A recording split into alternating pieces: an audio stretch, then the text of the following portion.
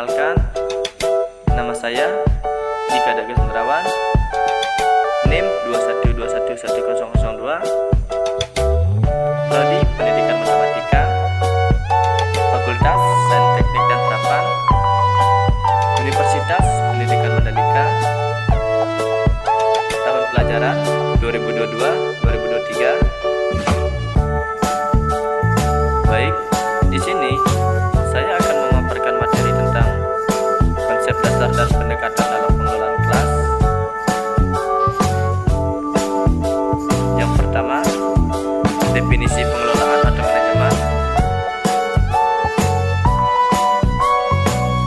Pengelolaan bisa diartikan sebagai manajemen, yaitu suatu proses kegiatan yang dimulai dari perencanaan, pengorganisasian, pengarahan, dan pengawasan usaha-usaha para anggota organisasi dan penggunaan sumber daya organisasi lainnya agar mencapai tujuan organisasi yang telah ditentukan. Menurut Mary Parker Follett mendefinisikan pengelolaan adalah seni atau proses dalam menyelesaikan sesuatu yang terkait dengan pencapaian tujuan. Dalam penyelesaian akan sesuatu tersebut terdapat 3 faktor yang terlibat. Yang pertama, adanya penggunaan sumber daya organisasi, baik sumber daya manusia maupun faktor-faktor produksi lainnya. Yang kedua, adanya proses yang bertahap, mulai dari perencanaan, pengorganisasian, pengarahan, dan pengimplementasian hingga pengendalian dan pengawasan. Dan yang ketiga, adanya seni dalam menyelesaikan pekerjaan.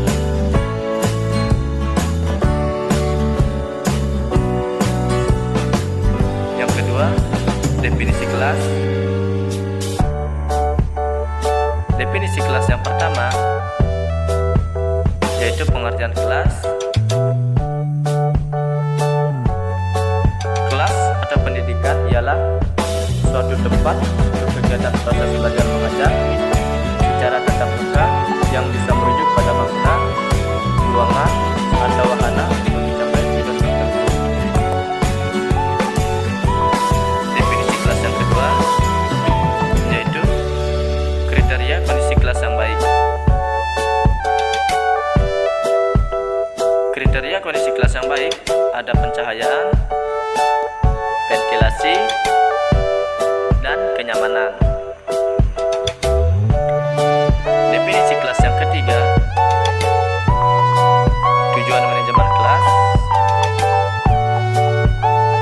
Tujuan manajemen kelas yaitu agar kegiatan proses belajar mengajar berlangsung maksimal, sehingga tujuan dari pembelajaran itu sendiri dapat tercapai dengan efektif dan efisien. Menurut Eliana, pengelolaan kelas adalah suatu usaha yang dilakukan oleh penanggung jawab kegiatan pembelajaran dengan maksud agar tercapai kondisi optimal sehingga dapat terlaksana kegiatan belajar sebagaimana yang diharapkan. Itu pengertian pengelolaan kelas menurut Eliana. Sedangkan menurut umum, pengelolaan kelas adalah keterampilan guru untuk menciptakan dan memelihara serta mengembalikannya bila terjadi gangguan dalam proses belajar mengajar.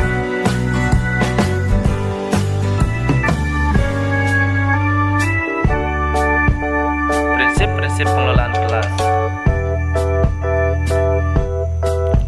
Yang pertama, ada kehangatan dan keantusiasan. Yang kedua, penggunaan bahan-bahan yang menantang akan meningkatkan gairah belajar siswa. Yang ketiga, diperlukan keluasan tingkah laku dalam mengubah strategi mengajarnya untuk mencegah gangguan-gangguan yang timbul. Yang keempat, penekanan hal-hal yang positif dan menghindari pemusatan perhatian mahasiswa pada hal-hal negatif. Yang kelima, mendorong mahasiswa untuk mengembangkan disiplin diri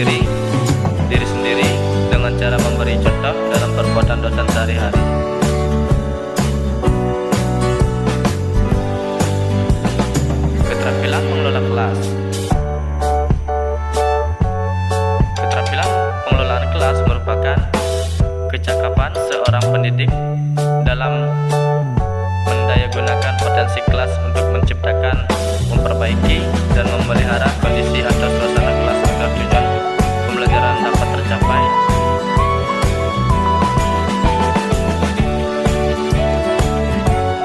Selanjutnya, masalah pengelolaan kelas.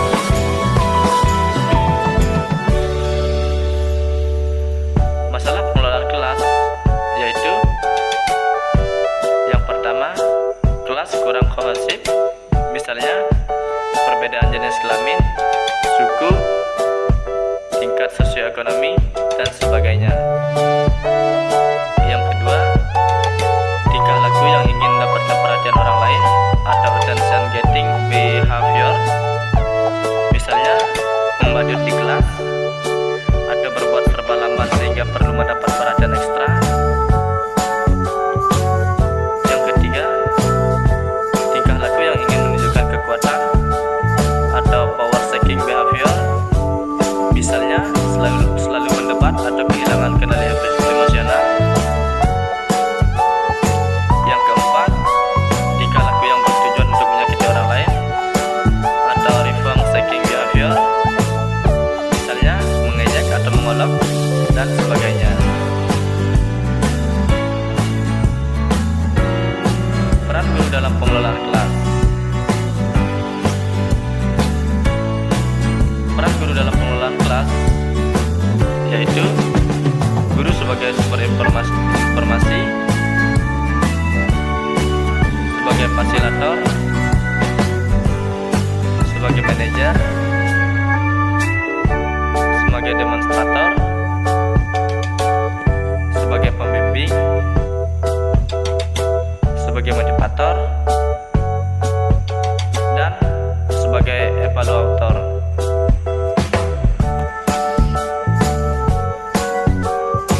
Pentingnya pengelolaan kelas dan tujuan pengelolaan kelas. Pentingnya pengelolaan kelas.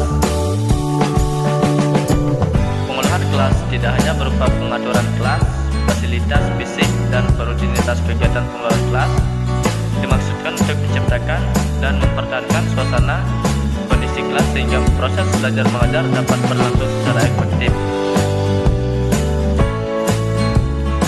Sedangkan tujuan pengelolaan kelas yaitu agar setiap anak di kelas dapat bekerja dengan tertib sehingga tercapai tujuan pengajaran secara efisien dan efektif.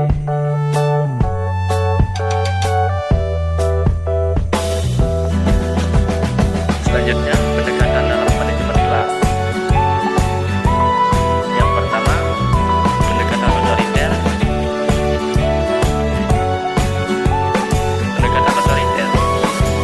Pengelolaan kelas bertujuan untuk mengontrol tingkah laku peserta didik sesuai yang dikehendaki guru. Peran guru dalam pendekatan ini yaitu menciptakan dan mempertahankan kedisiplinan peserta didik. Yang kedua, pendekatan intimidasi. Pendekatan intimidasi juga bermaksud untuk mengontrol tingkah laku peserta didik selama proses pembelajaran. Namun, perbedaannya, pendekatan ini dilakukan dengan cara memberikan ancaman kepada peserta didik, misalnya melarang, ejekan, sindiran, dan memaksa. Yang ketiga, pendekatan permisif. Pendekatan permisif adalah pendekatan yang menekankan perlunya memaksimalkan kebebasan peserta didik. Tema sentral dari pendekatan ini adalah apa, kapan, dan di mana. Juga guru hendaknya membiarkan peserta didik bertindak bebas sesuai dengan yang diinginkannya.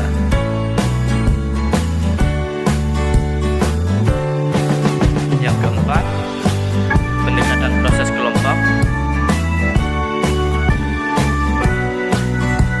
Pendekatan ini membutuhkan kemampuan guru dalam menciptakan momentum yang dapat mendorong kelompok di dalam kelas menjadi kelompok yang produktif.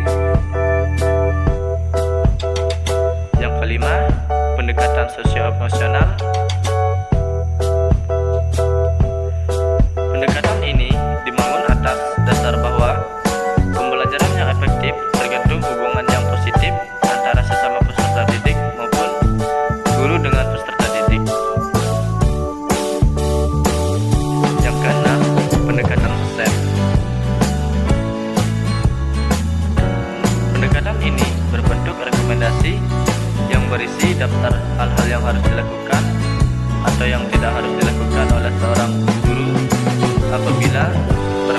masalah dalam kelas. Yang ketujuh, pendekatan perubahan perilaku. Pendekatan perubahan perilaku didasarkan pada prinsip-prinsip psikologi behaviorisme. Prinsip utama yang mendasari pendekatan ini adalah prinsip merupakan hasil proses belajar. Yang kedelapan, pendekatan eklektik. Pendekatan eklektik atau eclectic counseling menunjuk pada suatu sistematika dalam konseling yang berpegang pada pandangan teoritis dan pendekatan atau approach yang merupakan perpaduan dari berbagai unsur yang diambil atau dipilih dari beberapa konsepsi serta pendekatan. Dan yang kesembilan, pendekatan pembelajaran. Pendekatan ini didasarkan pada suatu tanggapan bahwa dalam suatu perencanaan